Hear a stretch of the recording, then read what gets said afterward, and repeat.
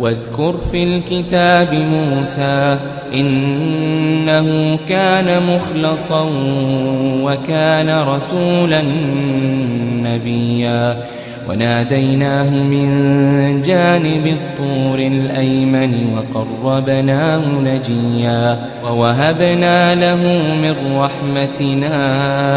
أخاه هارون نبيا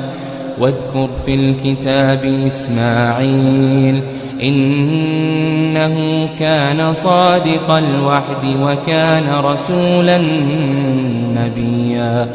وكان يأمر أهله بالصلاة والزكاة وكان عند ربه مرضيا واذكر في الكتاب إدريس إنه كان صديقا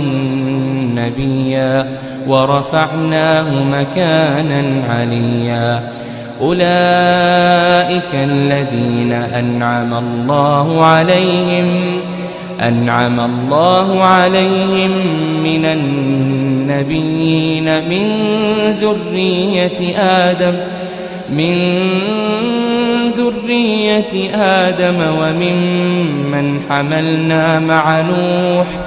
وممن حملنا مع نوح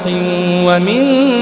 ذرية إبراهيم وإسرائيل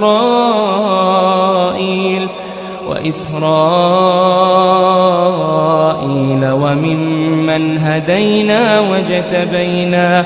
إذا تتلى عليهم آيات الرحمن خروا سجدا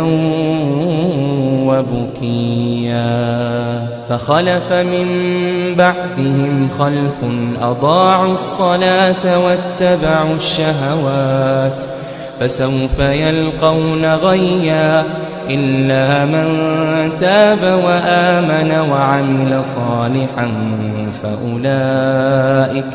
فأولئك يدخلون الجنة ولا يظلمون شيئا.